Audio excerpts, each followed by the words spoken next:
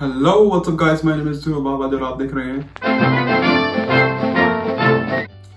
तो आपको पता लग ही गया होगा कि आज का टॉपिक हमारा किस चीज़ के ऊपर होने वाला है। तो बिना देरी के शुरू करते हैं।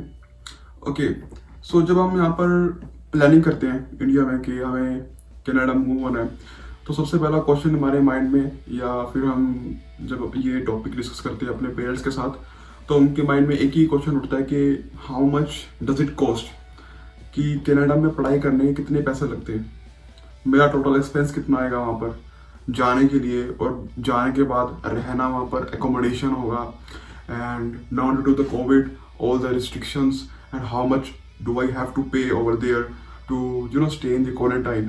So all of these questions arises in the mind of a student if you are thinking or planning to go to Canada as an immigrant, as an international student. Okay, so first goes first, जब हमने decide करा हमें move होना है, सो सबसे पहले हमें या तो प्रिपरेशन करनी पड़ेगी पूरी तरीके से कि हमें क्या क्या स्टेप्स लेने होंगे वहाँ जाने के लिए। तो सबसे जो पहला हमारे पास स्टेप आता है वो आता है आइल्स का। हमें आइल्स क्लियर करनी होगी। सो आइल्स क्लियर करनी है और उसके लिए हमें एग्ज़ाम देना होगा। अब एग्ज़ाम जो है वो डिपेंड करता है लाइक इंडिविजुअल के ऊपर कि वो कितनी बारी देता है। फॉर एन एग्जाम्पल, अगर मैं एक ए स्टूडेंट की बात करूँ और एक बी स्टूडेंट की बात करूँ, ए स्टूडेंट जो है वो एक ही बारी में क्लियर कर लेगा और बी स्टूडेंट है वो 3 या 4 बार में क्लियर करेगा। Depend upon the depends upon its English proficiency, कि उसको कितनी इंग्लिश आती है। सो every individual has its own limitations and its own background, कि कई स्टूडेंट्स होते हैं वो उनका जो बैकग्राउंड होता है वो डिफरेंट होता है। they have studied they had studied in their own language, so maybe due to that they have the language barrier. So it's depend upon like how many times you give the IELTS exam. So like I suppose you will clear in the first attempt, and like it depends on the individual. If you're giving the 2 times, then you have to double the amount of the application fees.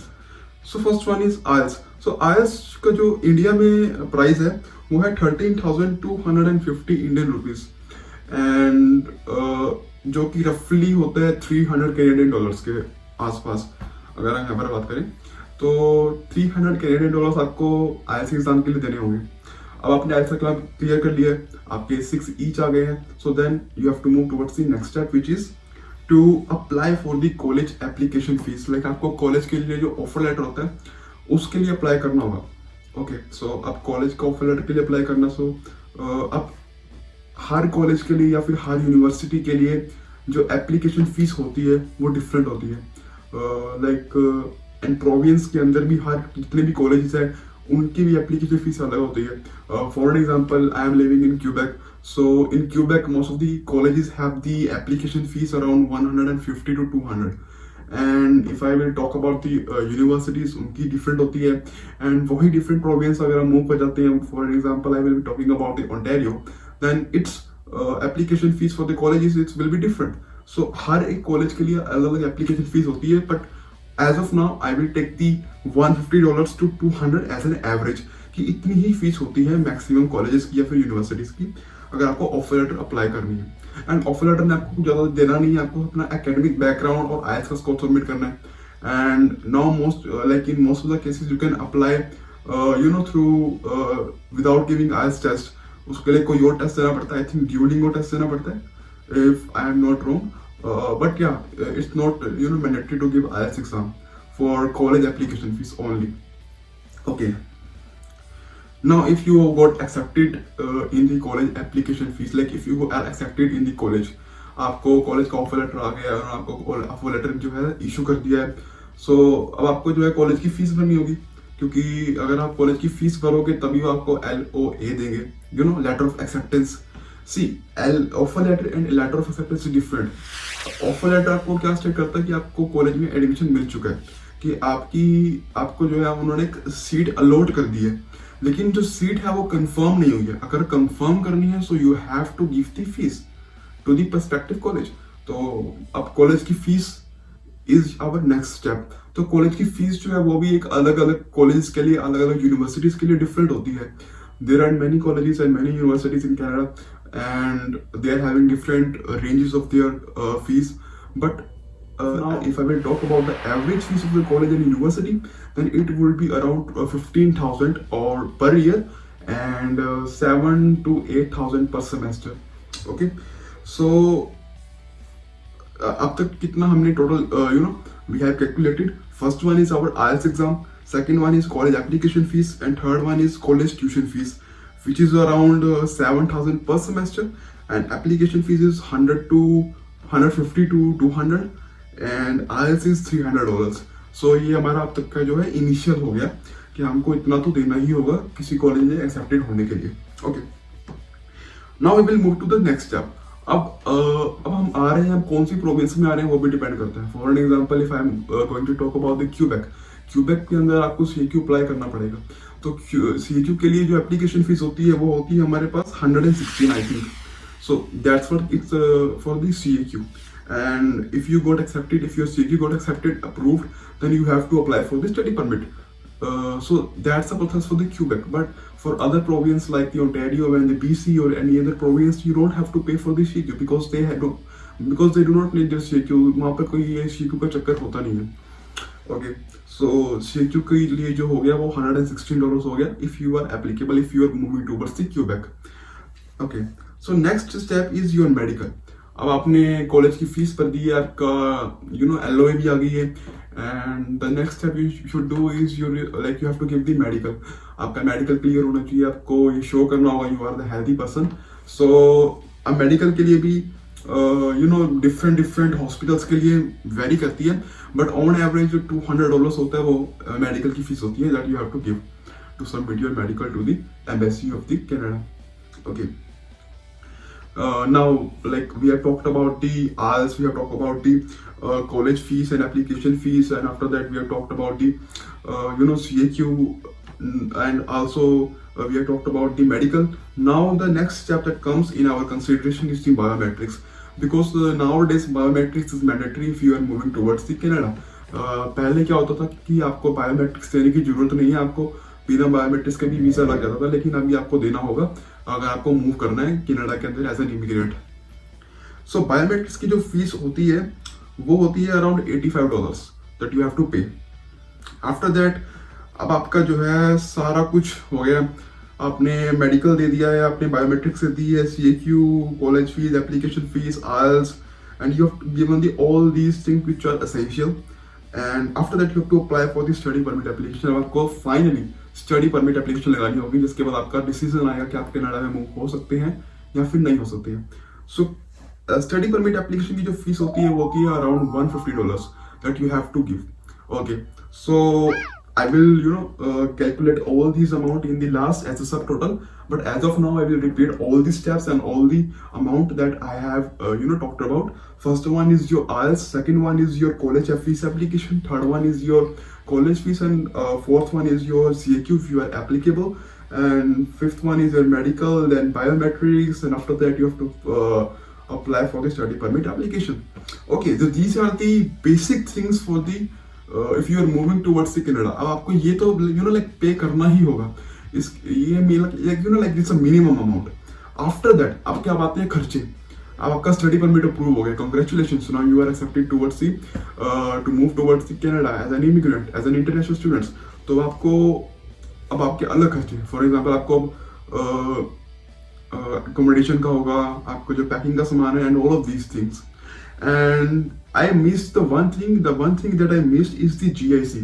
It's a guaranteed investment certificate. ये क्या होता है, आपको show करना होता है during your application of study permit that कि आप एक साल का खर्चा जो है वो अफोर्ड कर सकते हैं कनाडा के अंदर. सो GIC जो होता है वो वो आपको किसी को देना नहीं है, आपको गवर्नमेंट ऑफ कनाडा को नहीं देना, आपको किसी कॉलेज को नहीं देना. It's like you have to show them that in your account when you land in Canada you will be having the $10,000 in your account, which will give you some support, some financial support in the Canada. So its amount is $10,000. तो मैंने ये पहले include क्यों नहीं करी थी, क्योंकि this is not your application fees or something like that, but it's your money. You have to show the government of Canada during the study permit application that yes, I am paying the GIC so I can support my financials. Well, we have discussed the paperwork, documentation work.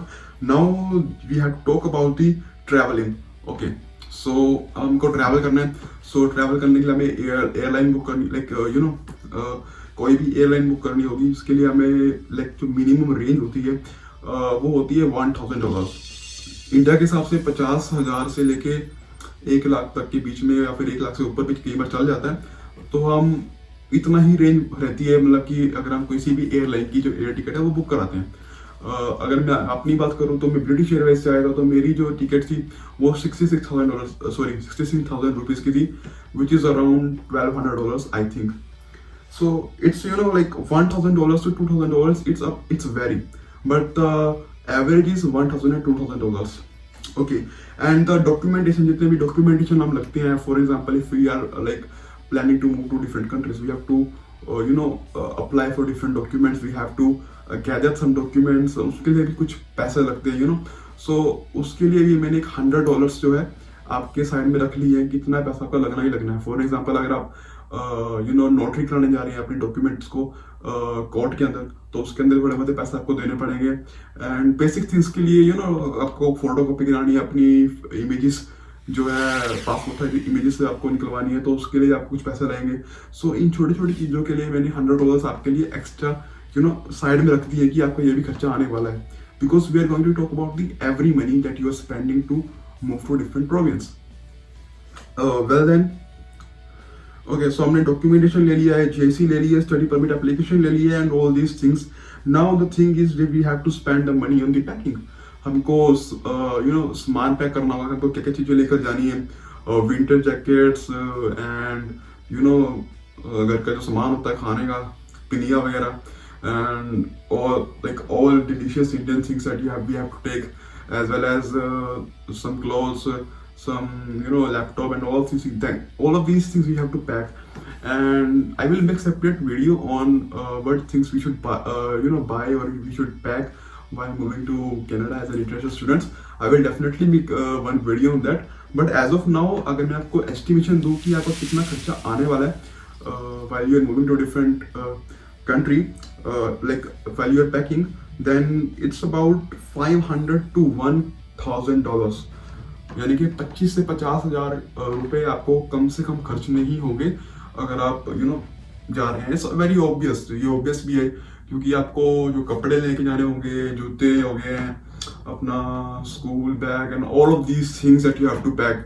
After that these are the basic things. आप घर का कुछ सामान लेकर जाएंगे खाने पीने का and all of these things. So उसमें इतना तो अच्छा आ जाता है, $1,000 तो इतना लग ही जाता है.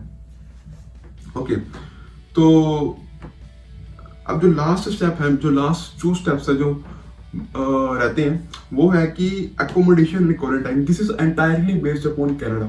अब आप लैंड करने के बाद आपको क्या खर्चे होने वाले हैं. First of all, you have to find the accommodation, और if you are moving to Canada now, then you have to book your accommodation earlier.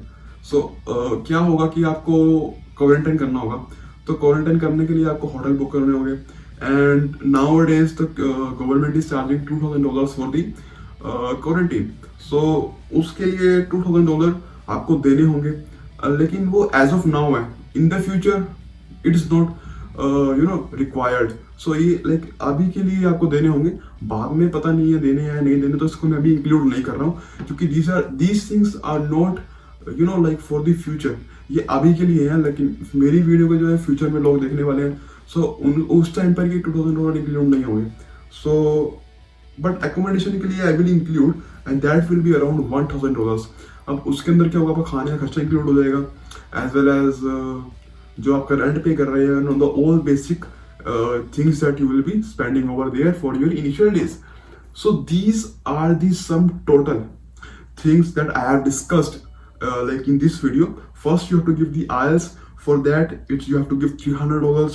After that, fees, college tuition application fees, college fees, CAQ, medical, biometrics, study permit application, GIC, documentation, travel, packing, accommodation, and all these grand total will be around 17 lakh rupees, which is the average. ये vary कर सकता है, ये ऊपर भी जा सकता है और थोड़ा बहुत नीचे भी जा सकता है. So it vary upon the person.